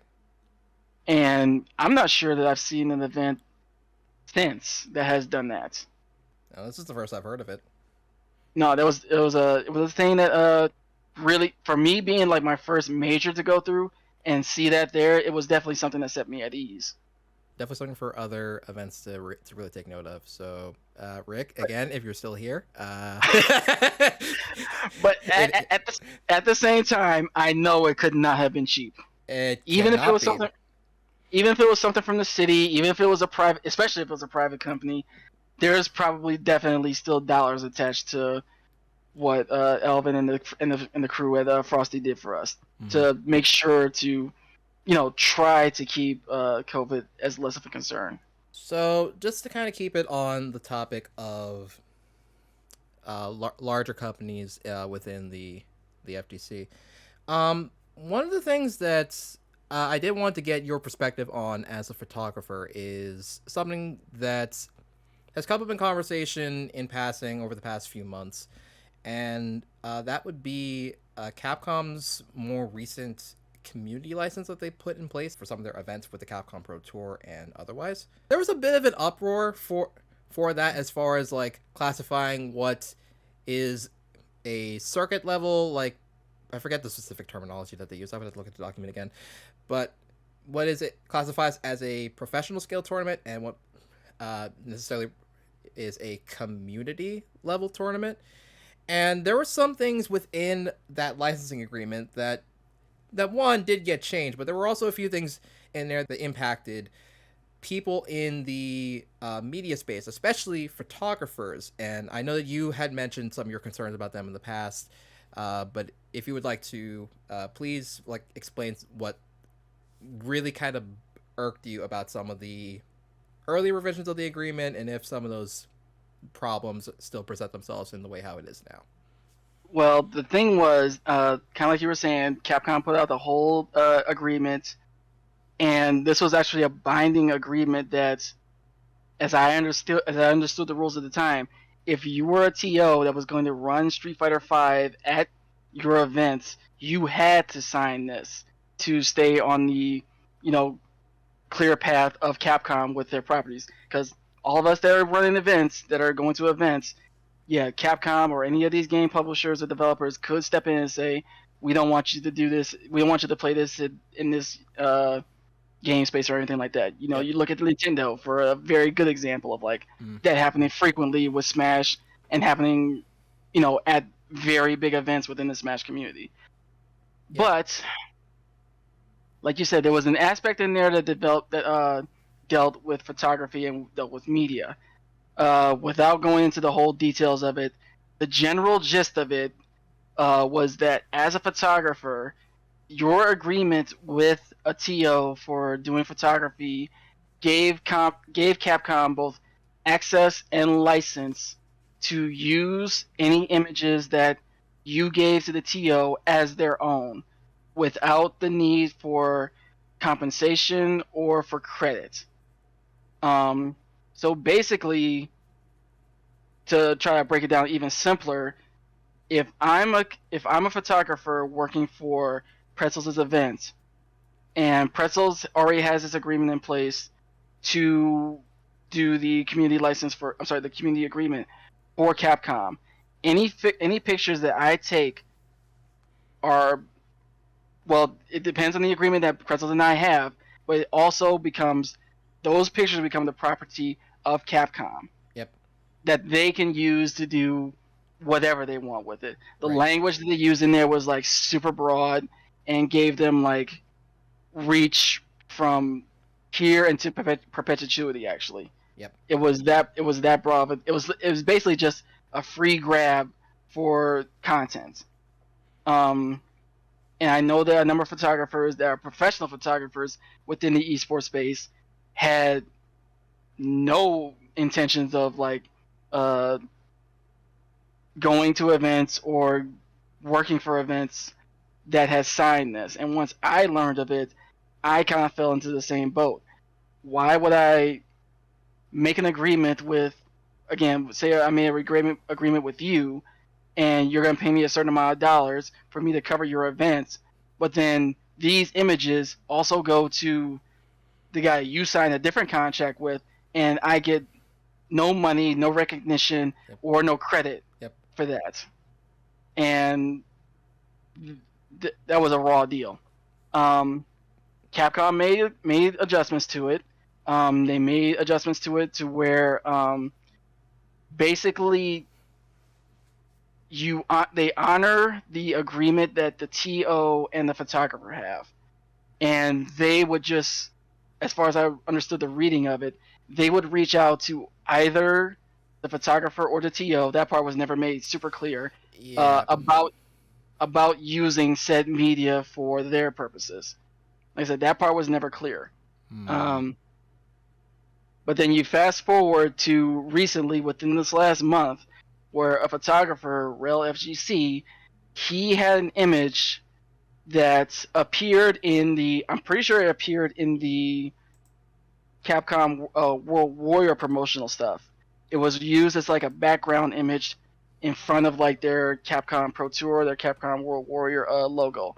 But from the way I understood the argument that Rel was putting out, he never agreed to this with Capcom initially, and initially when the first tweets and announcements were made about it, there was no mention of the photographer that took that or any credit attributed to him from that. That eventually did get fixed because he rose a stink about it, and other people within the sphere rose a stink about it as well. And to my knowledge, Capcom has done better and done right by him for that. But it is a case where it's like you have an initial agreement that is garbage, if you want to put it bluntly, that gets amended into something that is pretty decently, but then you have the instance where they just kind of go back and go like, oh, we'll just reach over this agreement that we just put in place and go back to our old stuff. Right. It did not sit well with me now. At the time, it doesn't sit well with me now at this moment. Capcom Media Ventures, which is the arm of Capcom that handles stuff regarding the Pro Tour and such. There's a certain level of like broadness that they kind of leave in there just because I don't think this is something that their department is really like fully familiar with as far as like going about licensing the rights to these sort of things. Because one of the things that we kind of take for granted in the gaming space is that there's kind of this unwritten rule whenever it comes to presenting video games in the media, that at virtually any point in time, a developer can go in to any media with their properties, with their games in it, and just say, nope, you can't use it in that particular way. But there's kind of like there's kind of like a pass that's kind of granted there for virtually every single game developer, because when you have your user base actively creating content and media of them playing your game, doing stuff with its characters and with its world and whatnot, then you kind of see that as like what we call in the marketing space earned media, which is promotion and the ability to kind of like spread awareness for a thing that you don't have to pay for, but you just get it from people talking about what it is that you're working with. Mm-hmm. So it's kind of like an unwritten kind of pass that is kind of written between developers in the gaming space and the community, where it's like, we could press charges and call DMCA on everything that is you're doing, but we won't because it's good for us. And then occasionally you get a couple of developers like Nintendo, who is very strict about their properties and their media. But for the most part, every single developer is just kind of okay with it, and they kind of go along with it.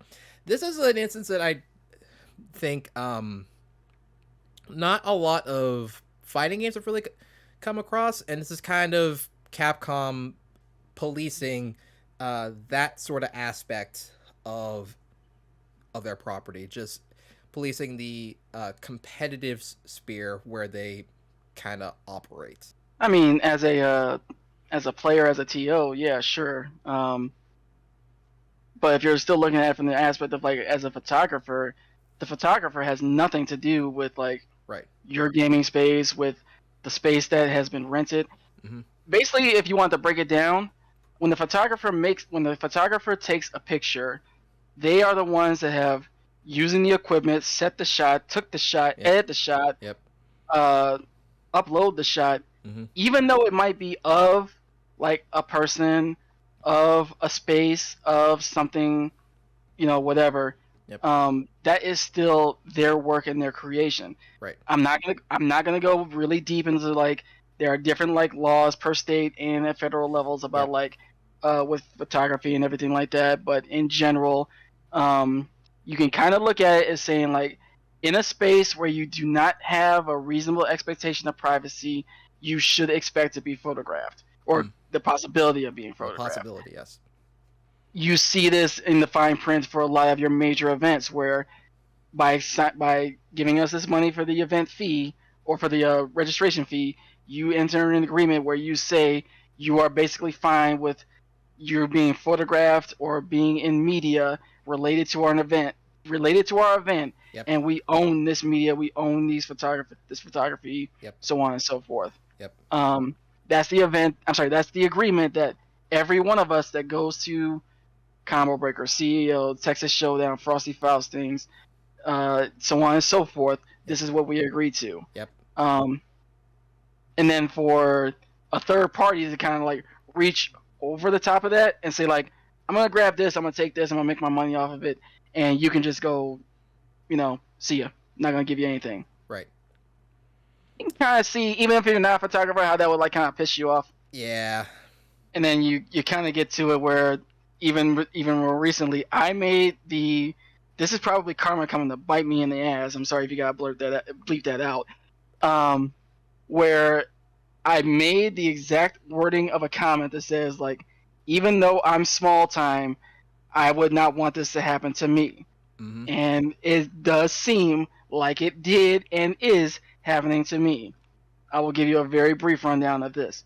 Another Ohio player that's playing Street Fighter V for us, Mr. Mustaflis, went to Combo Breaker, had a great showing in one particular match, and I just happened to be there and caught his insane pop off. Who was the player that he beat? I watched this match live, and I'm trying to remember. I remember that it was either the player or the matchup that was like a demon of his, which kind of led to like why he popped off so hard, because he was just like so relieved to get that win. So let's see. So looking at Ben's run, it might have been Delzon, who I think was playing Ken then. I think it was a Ken that was on the screen there. And I can definitely see, even from what the limited that I know of 5, that Ken being a problem player would kind of play into like why he might have popped off so hard. Yeah.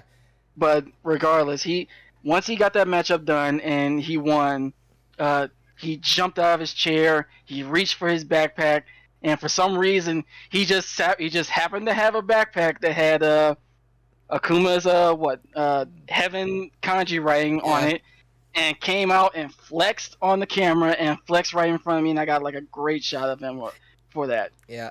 I got a decent screen cap of that on the stream too. It was great.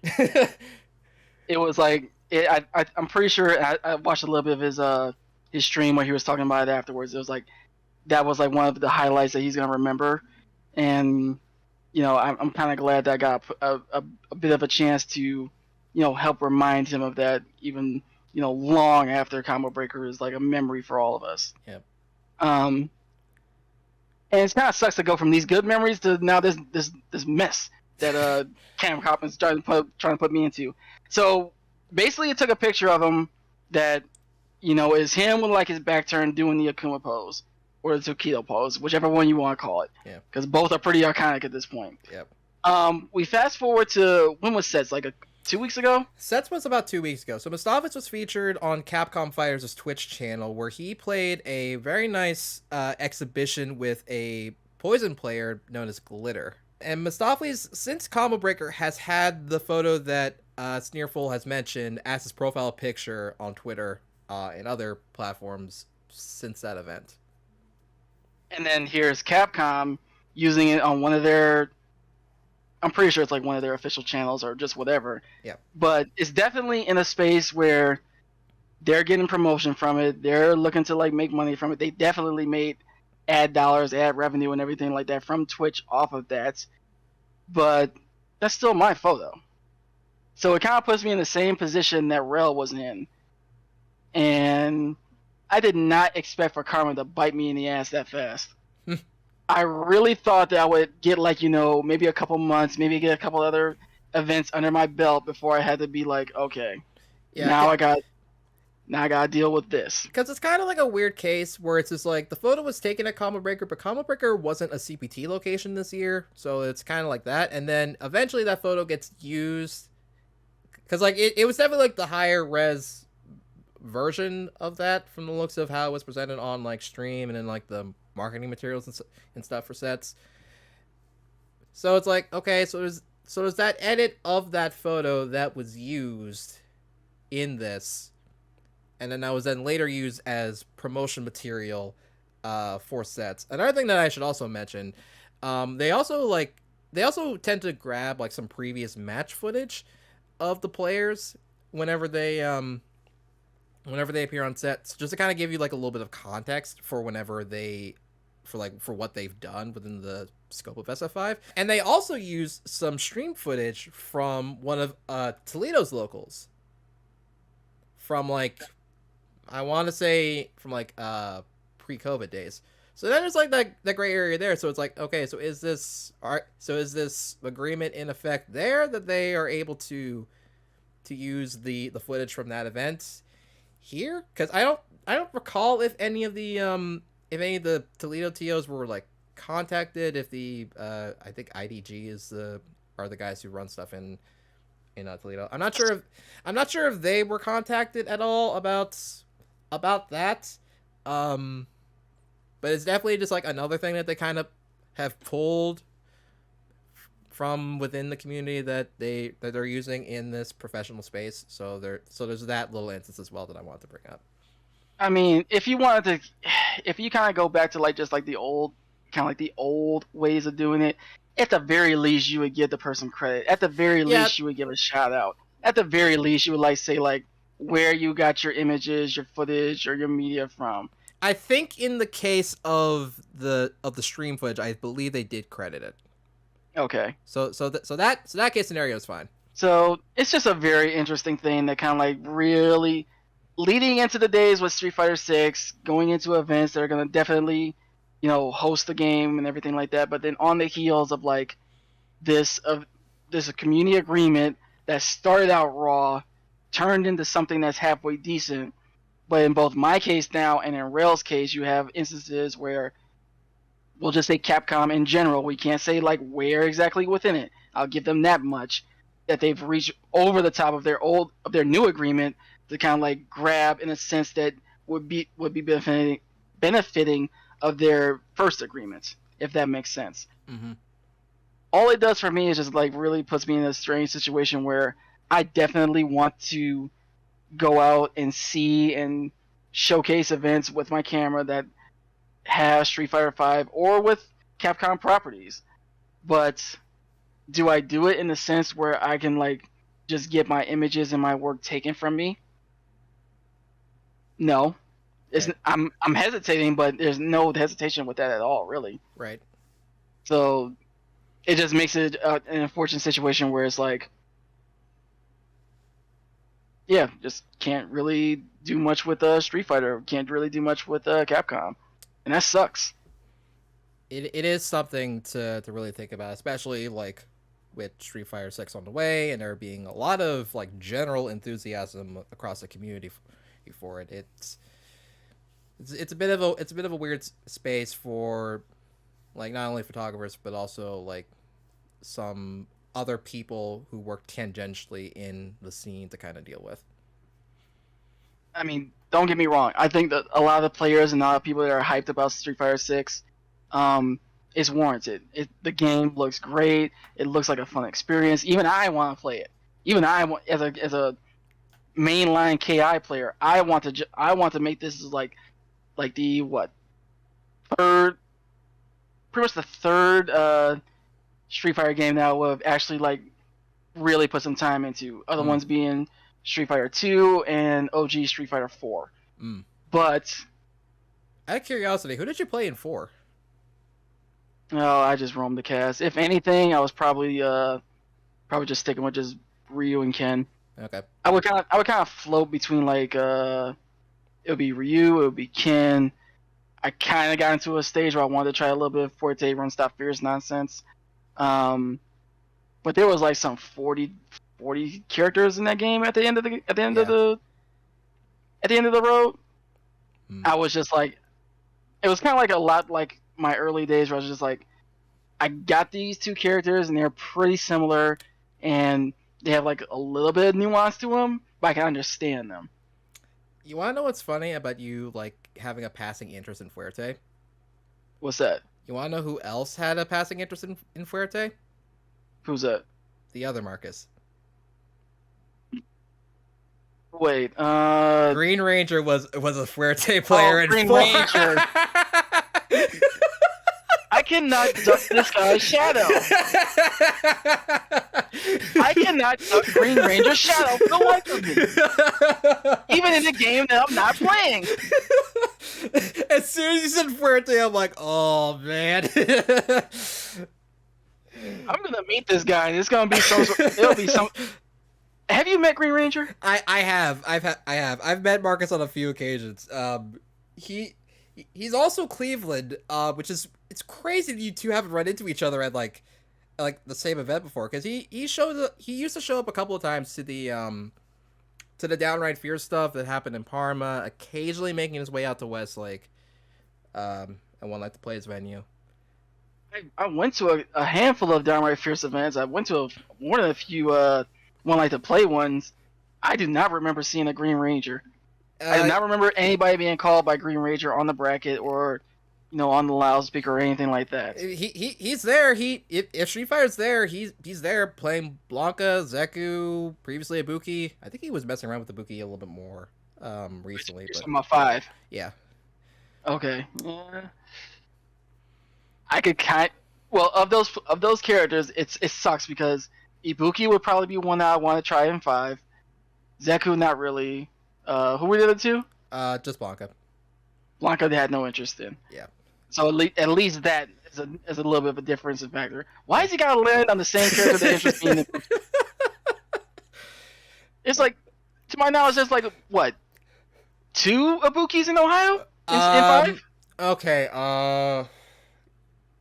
yeah, okay, so Too Sweet used to play Ibuki. That's who I was thinking of. Green Ranger used to play Ibuki. Fun fact, if Poison did not get revealed, Evo 2019, I probably would have started playing Ibuki like towards the later end of that year because I was messing around with her casually. Because she was like stupid good. This was when VT2 was still +2. Oh jeez. And I didn't even wonder when she was like, when that was all you saw was just like bomb loop type nonsense and everything. Yeah.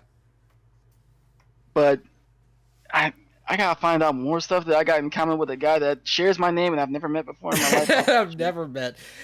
Oh man. It would probably be some karma for like, yeah, I met you at such and such event, but you don't remember me, huh? Who? A part of me is curious if you have like some photo in your gallery that has him in it. You know what? It might end up being that case, and then at that point, I would just be like, you know what? I'm done. I'm done. The guy is like my legitimate shadow that is not attached to my shadow. It's like, all right, you win. GG's. No GGs. No, stop Bad shadowing G's. me. Not GGs. So, in addition to photography, you've also like delved into some videography. You filmed a couple of interviews at Frosty's. Did you do a few things at CB by any chance, video wise, or? I did. It's still in the works. Actually, it was a production that I proposed to Nikki for a commercial for his company, Ultratech University. Mm. I did the primary filming for it and set up the like shot list and just like everything else as far as like props and general direction, everything like that. But I handed the editing off to another person within KI Space for Venom Buster, and he's got like a bunch on his plate at this point. The man is primarily working with Devil for the 3v3, so a lot of like the graphics and logos and things like that. I know he's had his hand in. He's got his own work where he does art commissions. He's got that he's working on. He does work with his streams. And then he's also doing this for me. The man has like probably too much on his plate at this point. But yeah, I did have that. That was probably the one. No, that was the one video thing that I went to Combo Breaker with. Mm. I went in, like I said, with the intention of competing, doing photography for KI, doing the video project for Ultratech University, Yep. and then just chilling. Any more past that, I probably would have stretched myself thin. Yeah. And even then, it was like I still had aspects where it was like I wanted to run more sets with people. Yep. I made a I had a little thing. I wonder if it'll show up on the camera here, where I had a lot of the people that were at Combo Breaker for KI. I bought one of Combo Breaker's hats. Oh, I remember seeing this. Yeah. And I just had a bunch of people just like sign it. So there's signatures from, with Nikki, with Latalis, SVM, Juno. Who else we got on here? Co-Complete, Virus, Balls, Zero, Rat King, Zenkai, DBI, Low Skill God, Veneno, so on and so forth. Just a bunch of people, kind of near and dear to me from the community. Yeah, This is my medal from Combo Breaker. Hell yeah. But you need to get you like a display case. oh, like a little box for it. Yeah. I might actually do that. You know, my dad does a lot of stuff with like sports memorabilia, so I'll see if he can like send me a link for something once this is done. Okay, cool. Yeah. But yeah, it's just like doing all those things, and even just like this thing where it was just like I put the picture on Twitter, and then I immediately had like 2 or 3 guys like, how come you didn't find me to sign it? I wanted to sign it. How come you didn't find me to sign it? I'm like, dude, by the time that I actually got around to doing this and jumped off to go do something else, there was like a million things for us to do at Combo Breaker. You're gonna fault me for not going out to find you? Yeah. Like honestly, I know a lot of dudes from Ohio who went to Combo Breaker with some sort of content ambition. And I think you probably have been the most accomplished out of everyone else who went. It's like, you got your stuff filmed. I try to keep myself consistent. That's all I can say. Like, I will say once the commercial comes out, man, yeah, there were some bits and pieces in there that were absolutely hilarious. Like, I'm sitting here trying to like film the commercial and not trying to die laughing and drop my camera. Yeah. That's just how ham we went with it and how much fun we had with this. It was a great thing. I said in passing that I'd like to maybe build on it and maybe do some other type of video project for next year's Combo Breaker. Mm-hmm. I don't know what that is, but I said I put that out there as maybe a possibility, but I'm not going to do anything else with that until Venom finishes the video. Once I can completely close the book on that, then we'll talk about maybe something else in the future. Okay. But that, just doing the production and everything like that was just nuts. That was so fun. There was just from that like 2.5 hours that we spent doing this, there were so many stories and so much stuff that happened with that. It was just so fun. And I'm pretty sure that once it does come out and it gets released, you'll see it everywhere. I'm definitely gonna be interested in seeing it because it'll be interesting to see like everything that I filmed from my eye through the lens of somebody else with an eye for editing. So Right. it'll be interesting to see like just what they do with like the raw footage I provide them and the vision that I gave them to what they eventually put as their final product. It'd be Mhm. real cool to see. Yeah. Have you dabbled a little bit in editing? Just very basic editing stuff. Um, Off of your recommendation, I did go out and get DaVinci Resolve. As I do work with video or do work with media and stuff like that, Mm-hmm. I'll have like little personal things I'll like figure out how different aspects of it work or how to color grade or how to splice or split videos and everything like that within it. Yeah. So I get a little bit more time to kind of like get better acquainted with it, but I'm Right. definitely not the person. I would definitely not put myself as like someone who could both film and edit a project. I Yeah. would definitely like pass that off to someone who is definitely a lot more capable with that. Yeah, but it's two completely different skill sets, and Yeah, and one that I am increasingly looking to put in the hands of someone else. yeah, I can do filming. I've done filming pretty well, and I can do that a lot easier than I can with editing. Yeah. Maybe for my own stuff, I got like a couple of videos and a couple of projects I've done, but these are just more or less like, Mhm. you know, lulls in events where I took like some slow motion video or some interesting moments that I was, in a right place, right time type of a setting for. Yeah. But aside from that, it's just been like, if I'm going to do a production, I think at this point, the best way for me to be able to have the best quality for it would be just to be staying behind the camera. And the editing, we can find a good editor. I'll communicate with them. I'll get the footage however they need it to be. Yep. But, I'll just pass it off to them. Yep. Moving forward, just to kind of like round things out. So you've done quite a bit in the scene.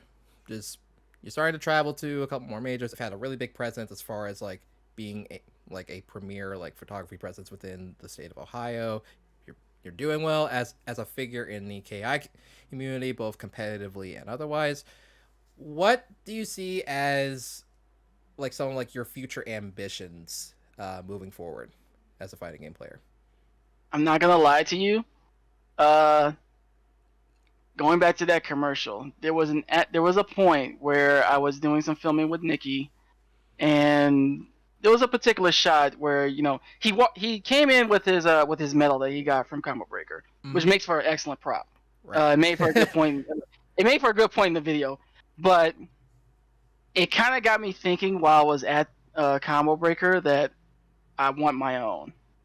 I do, for all the things that I could be doing for the community, all the things and everything that I still plan to do with the community. I really think that I want to be on that top 8 platform and to get one of those medals. And I've said to myself before, I know I addressed it actually in this video. The leap from where I was to make 9th this year to get to top 8 is a significant step. Yep. And the players that were there are only going to get better. They're only going to get better. They're only going to get more sharper. That's kind of like how we've been with KI year on year with our events. There might be some people that are just kind of like, the people that you figure will be there within like that top 2, top 4, everything like that. But there have been, and there are still up and coming players that have learned at an impressive rate, or have just come out of nowhere and just shocked all of us. It's not going to be easy to get back to that point. Right. But I do want to. As a competitor, I think that's my main thing. If I had to put it to paper, I want to make top 8 for Combo Breaker. Think you're gonna do it with Kim Woo? I'm going to try. 26 out of 27 matchups, I'm fairly fine using her. One, I would have to go to a pocket. Right. Because like, what really like motivated you to really stick with Kimwoo to begin with? Because I feel like in like the scheme of like KI, she's like a fairly unique character, not one you see too much. There are a few other players playing the character. Well, what made me stick with her is that generally, even in a lot of fighting games, even with 4, I'm really like a one character person. I was definitely that with like Soul Calibur with Mitsurugi. You could say that I was kind of like that with Street Fighter 4 when I was playing Ryu and Ken. There's 2 different characters, 2 different at a higher level, different game plans, but Right. it's still DP. It's still DP motion for DP. Of course, I'll go back for Tatsu, so on and so forth. Yep.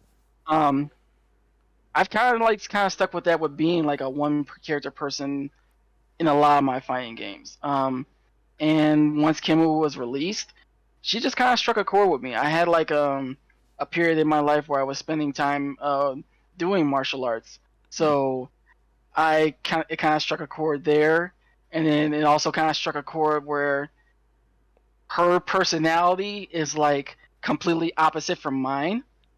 I'm kind of like a quiet, more humble type of a dude or something like that. She is very much an outgoing, extravagant, very brash and arrogant type of a person to the point of being an asshole.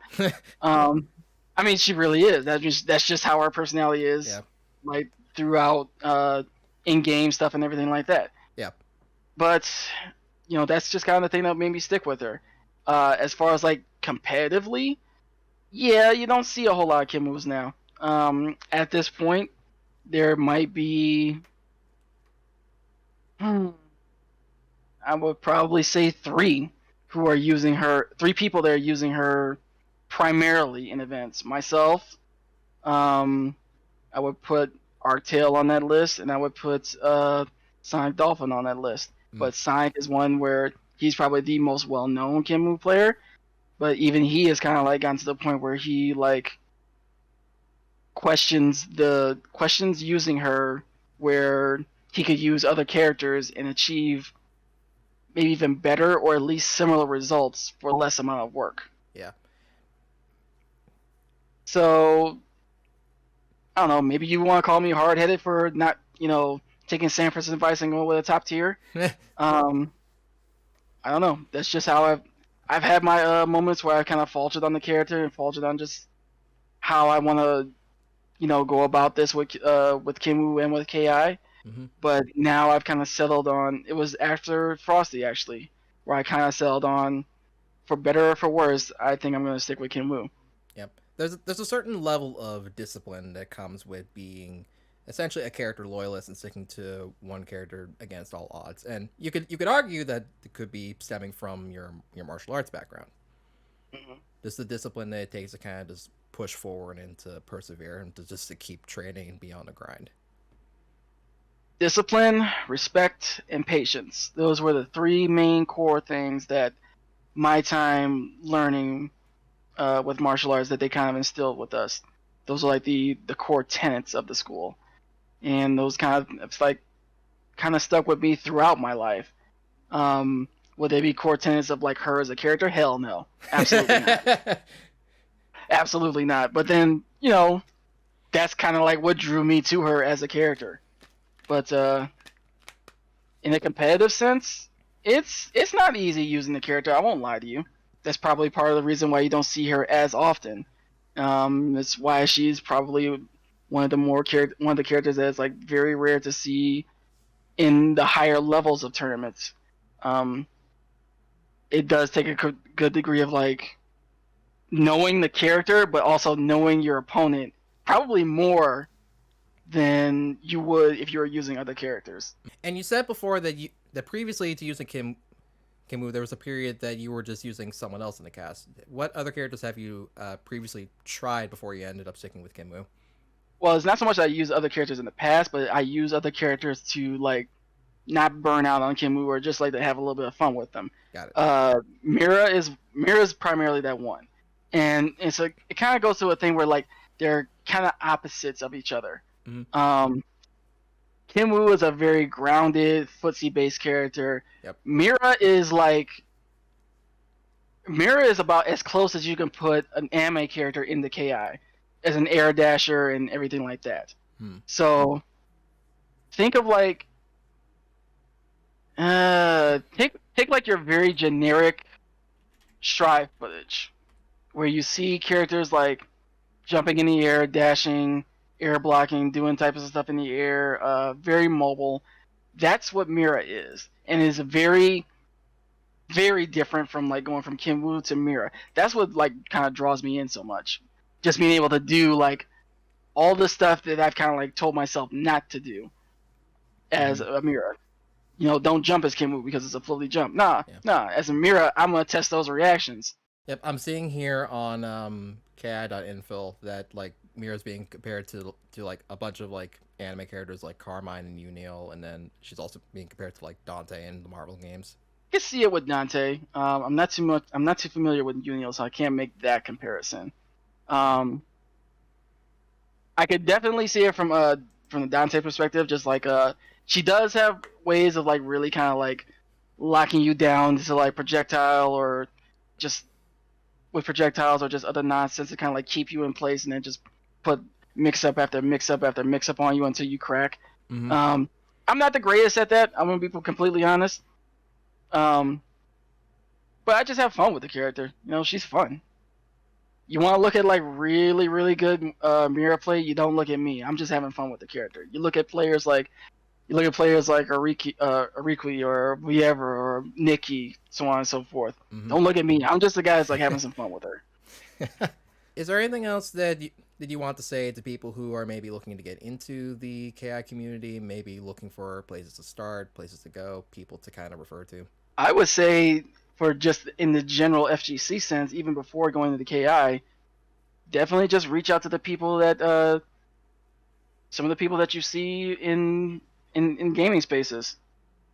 There's definitely going to be different levels of like how accessible they're going to be, but I would say like within the general FGC, you would definitely see more of an attempt even these days to try to have more people get into more communities.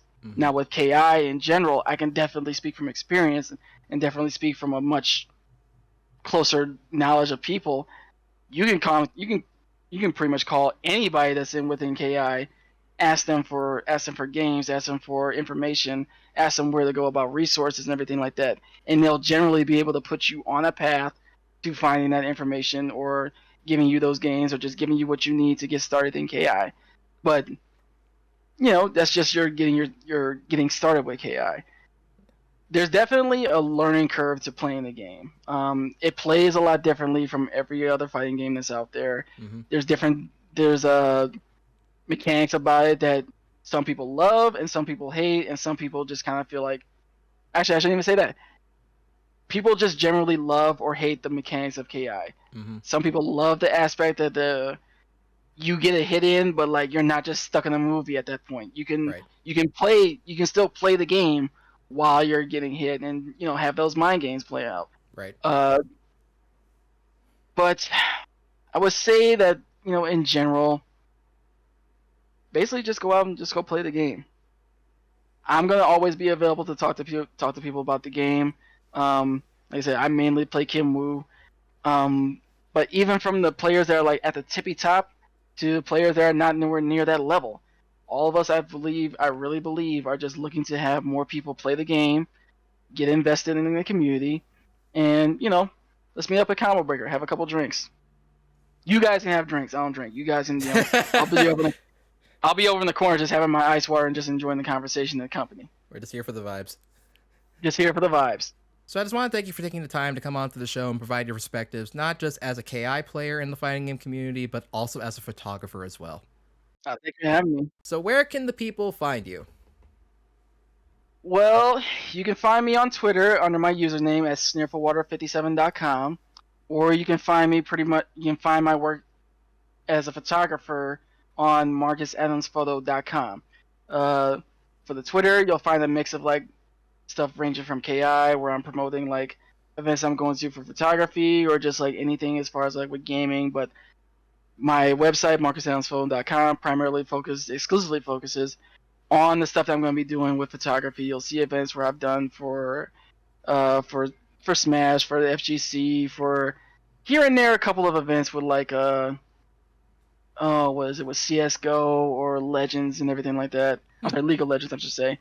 I'm trying to get into those games more as I find events for those. But yeah, just in general, if you have an appreciation for like just seeing esports photography or just like seeing what different communities are like from the lens of a photographer, you can definitely check that out. Aside from those places, you probably would find me, well, maybe not immediately since I need to replace my controller. You'll probably find me in the bracket somewhere trying to sharpen up for next year's Combo Breaker. I will include links to all of those in the description of the podcast, which you will find down below on YouTube or wherever on the podcast platform that you are listening to this for. Thank you to Mr. SneerfulWater for coming on and Mister. I already have gray in this beard. You just added another one just with that statement. Just add the title. So again, thank you so much to Mr. SneerfulWater for coming in and being on the podcast. I have been Shallon Pretzels, and we'll see you on the next episode of the EX Dragon Punch podcast.